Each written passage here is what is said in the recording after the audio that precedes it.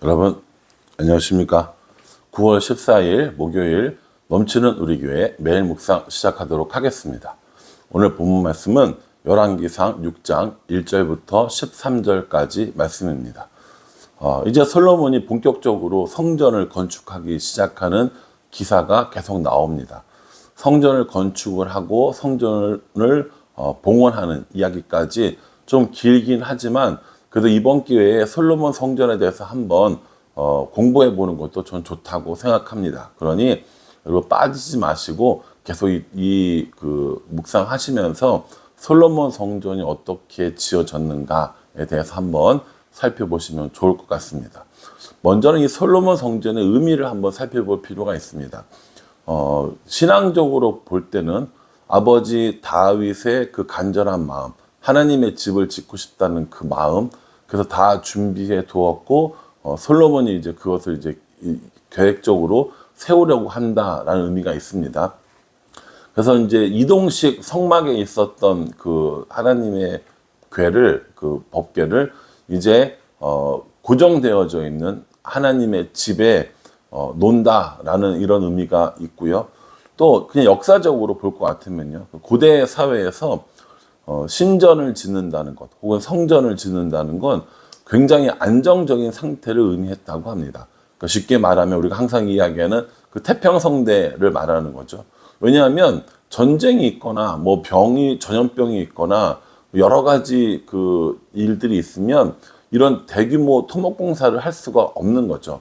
우리 입장에서 보면 아주 큰 건물은 아니지만 이 당시의 사람들에게는 엄청난 노력이 들어가야 되는 거였거든요. 그래서 단순히 그 성전을 짓는다는 건 그냥 뭐 힘자랑 하려고 하는 그것이 아니라 모든 것이 다 안정화되어 있는 시기라는 것을 의미한다고 합니다. 이렇게 솔로몬이 성전을 지으려고 하는데 오늘 본문에는 그 시기와 규모에 대해서 나와 있습니다. 언제 이 성전을 지으려고 하느냐? 일단 솔로몬 재위 4년입니다. 솔로몬이 이제 왕이 된 지 얼마 안 된 그 시점이라는 것이죠. 그래서 분명히 솔로몬과 그 다윗이 공동으로 통치하던 시기가 있었습니다. 솔로몬이 왕이 되었을 때 다윗이 죽은 것이 아니기 때문에 그 기간을 빼더라도 솔로몬이 왕이 되자마자 여러 가지 조치를 하고 바로 이 성전 짓기를 시작했다라는 것을 우리는 알 수 있습니다. 단순히 솔로몬 재위 4년 때뿐만 아니라 이 그 출애굽을 한 지 480년 이렇게 이야기하거든요. 여기서 우리가 이제 출애굽의 대략적인 연대를 한번 추정해 볼 수 있습니다. 일단 솔로몬이 성전을 지은 건 BC 966년 경이라고 이렇게 이야기합니다. 사실 이것에는 큰 의견이 없습니다. 왜냐하면 이스라엘도 나름대로 역사책을 가지고 있을 것이고 또 고증하는 여러 가지 방법들이 있었을 거 아닙니까? 그래서 솔로몬 성전이 대략 966년, BC 966년에 지어졌을 거다라고 이렇게 이야기하죠. 그러면 여기서 말하는 이제 출애굽 이후로 얘기를 하니까 그 480년을 더하면 BC 1446년경에 출애굽이 이루어졌을 것이다 라고 추정할 수 있는 것이죠. 왜냐하면 이제 성경 기록에 출애굽한 지 480년이라고 했고 성전 건축은 BC 966년이라고 우리가 알고 있으니까 단순히 더하면 1446년경에 출애굽이 됐다라고 알 수 있는 거죠. 근데 여기서 이제 문제는 뭐냐면 이 480년이라는 기간을 의미하는 겁니다. 의미입니다. 이 480년이 실제적으로 480년인지 아니면 12지파가 40년 해서 480년인지 이거는 정확히 모르는 겁니다. 왜냐하면 이제 성경의 기록에 이런 기록들이 종종 있거든요. 전에 말씀드린 것처럼 사울도 40년 통치했고 다윗도 40년 통치했고 솔로몬도 40년 통치했다고 했어요. 이게 이제 한 세대를 말하는 거다라는 주장도 있거든요. 그러니 똑같은 방법으로 한 세대를 말하는데 그 12지파니까 합쳐서 480년이라고 기록했을 수도 있다라고 이렇게 얘기합니다. 그래도 대충 언저리 따지면 400년과 480년 그 사이에 출애굽한 지 그 시기는 맞다라고 이야기합니다. 그러니까 대략적으로 봤을 때 BC 1446년에서 BC 뭐 얼마라고 할까요? 1800년대쯤 뭐 요쯤 이렇게 얘기를 하는 것이 맞지 않을까라는 생각을 합니다. 오늘날 우리는 역사를 할 때 1년, 2년을 굉장히 중요하게 생각하지만 고대로 갈수록 1년, 2년은 사실 의미 없습니다. 심지어 100년, 200년도 의미 없다고 하는 역사학자들도 많이 있습니다. 오늘 우리가 여기서 주목해 봐야 할 건 언제 이걸 했다라는 것보다 왜 출애굽한 시기를 이야기했는가라고 하는 겁니다. 출애굽을 하면서 가나안 땅을 주기로 약속한 이 말씀이 오늘 이 솔로몬 성전이 지어지면서 완성되었다라는 의미가 아닐까라고 저는 생각을 합니다. 그래서 출애굽 때 해주셨던 가나안 땅을 주겠다고 했던 그 약속이 오늘 이제 고정적으로 지어진 하나님의 성전, 그렇죠? 이 솔로몬 성전이 지어짐으로 이제 그 땅이 너희에게 주어진 하나님의 선물이다라는 의미로 사용되지 않았을까라고 저는 생각합니다. 물론 이게 뭐 다른 사람들이 어떻게 생각하는지 모르겠는데 굳이 출애굽한 시기를 이야기한 걸 보니 출애굽의 완성이 이제 솔로몬의 성전이 아닐까라고 저는 생각을 한번 해 보았습니다. 솔로몬 성전의 크기가 어느 정도인가라고 보면요. 여기 보면 뭐라고 나오냐면 가로가 60규빗이고 너비가 20규빗이고 높이가 30규빗이다라고 이렇게 나오는 것을 볼 수 있습니다. 3절 말씀, 2절 말씀 볼게요. 솔로몬 왕이 여호와를 위하여 건축한 성전은 길이가 60규빗이요 너비가 20규빗이요 높이가 30규빗이며 이렇게 이야기합니다. 그러니까 이게 이제 규빗으로 따지면 규빗은 이 팔꿈치로부터 손끝까지를 말하는 거거든요. 요렇게 이게 한 규빗이란 말이에요. 이제 요걸 이제 얼마 정도로 생각하냐면 45cm 정도로 생각을 합니다. 저는 이제 재보니까 48cm더라고요. 이렇게 재보니까. 그러니까 45cm 정도를 한 규빗으로 이야기를 하는 거죠. 그래서 계산을 해봤습니다. 제가 또 이런 거 계산하는 거 되게 좋아하거든요. 60규빗은, 그러니까 가로는 27m이고요. 그리고 너비, 폭은 20규빗이니까는 9m가 되는 겁니다. 높이는 30규빗이니까 13.5m라고 생각하시면 되는 겁니다. 그래서 가로 27m, 폭이 9m, 높이가 13.5m 요 정도 되는 거죠. 그러니까 요게 이렇게 계산을 하면 요게 얼마 정도 되지? 라고 생각을 하게 되거든요. 그래서 가로 세로를 알 때 몇 평인가를 계산하는 또 계산기가 다 있더라고요. 세상이 좋아져서. 그거 돌려보니까 뭐 평수가 얼마냐면 73.51평 정도 됩니다. 73.51평. 그러니까 대략 74평 정도 된다고 보시면 돼요. 그럼 이 74평이 어느 정도 되는 크기냐? 우리가 지금 예배 드리는 그 예배당 있잖아요. 교회 예배당이요. 거기가 약 바닥 평수로 50평입니다. 다른 거 없이 그냥 딱 그 공간에 50평이고요.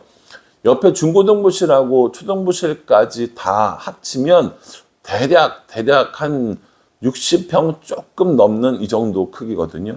그러니까 그냥 딱 성전이 들어가는 그 바닥 평수만 보면 우리 교회 본당 합친 것보다 조금 더 큰 이 정도 크기라는 거죠.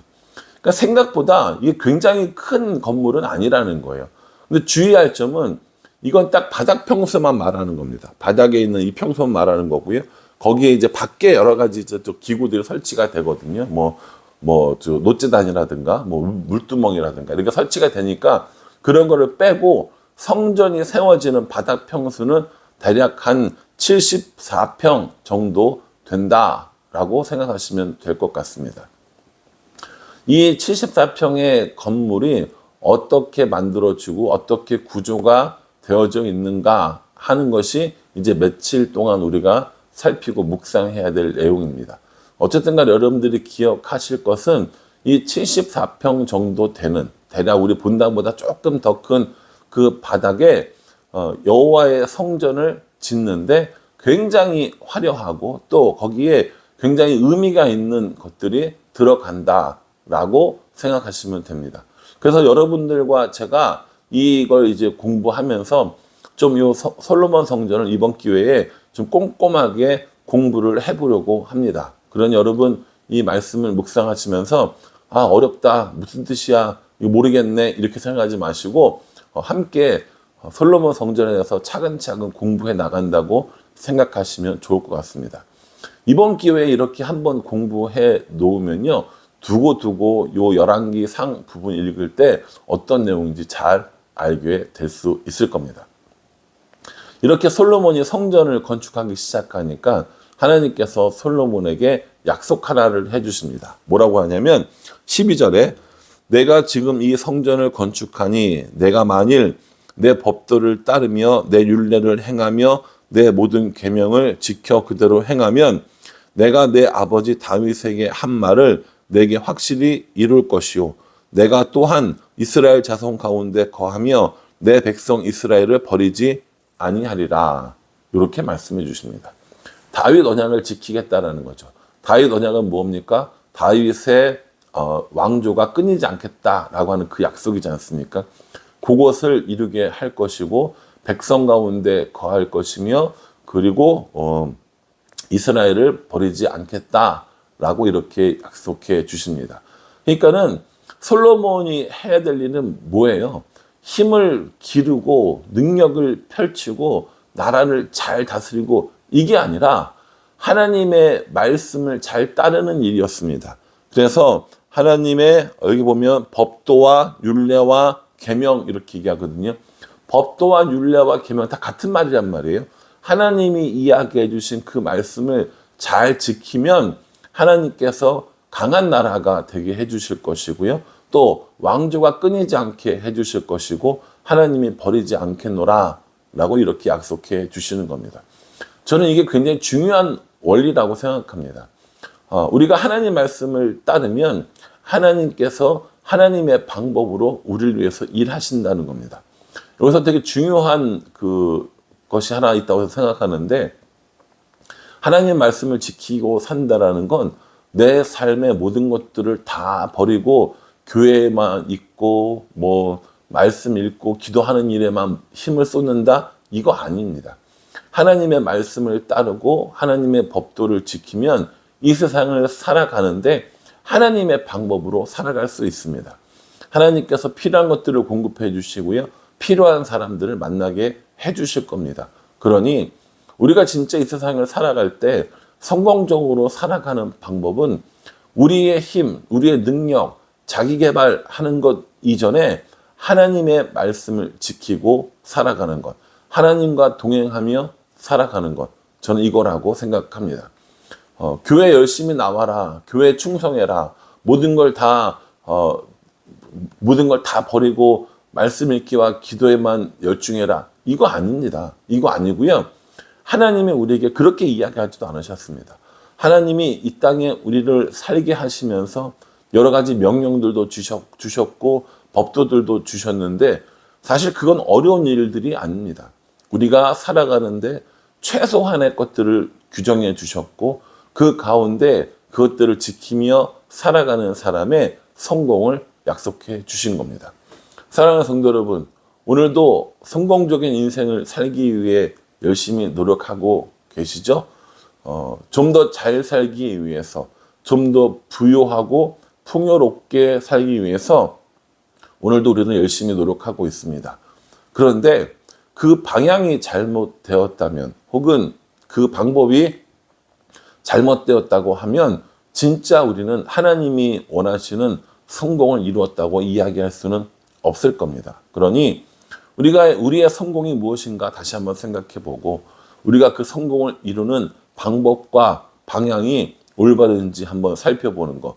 우리가 이 솔로몬을 묵상하면서 얻어야 할 중요한 교훈이 아닌가 생각합니다. 열심히 살아야죠. 최선을 다해야죠. 그러나 방법과 방향 그리고 목표와 목적이 다른 성공은 우리에게 오히려 독이 될 수 있음을 우리는 잘 알고 있습니다. 그러니 방법과 방향이 올바른 그리고 목적과 목표가 올바른 성공을 위해서 하나님과 오늘도 동행하는 삶을 살아가는 우리 모두가 될 수 있기를 주님의 이름으로 축복합니다. 기도하겠습니다. 하나님, 솔로몬이 성전을 짓기 시작했습니다. 시기도 살펴보았고 규모도 살펴보았습니다. 이 솔로몬 성전을 지어감으로 나라가 더욱더 부강하고 또 태평성대를 이루며 하나님의 약속이 이루어질 것이라는 믿음을 가지고 있었을 겁니다. 우리도 그렇게 우리의 성공의 방향 그리고 방법, 목표와 목적이 나를 향한 것이 아니라 하나님을 향한 것일 수 있도록 우리를 인도하여 주시옵소서. 예수님의 이름으로 기도합니다. 아멘. 예, 여러분 오늘 이 말씀 잘 기억하시면서 우리도 하나님과 함께 성공적인 삶을 살아가는, 하나님과 함께 동행하는 삶을 살아갈 수 있기를 간절한 마음으로 기도하겠습니다. 감사합니다.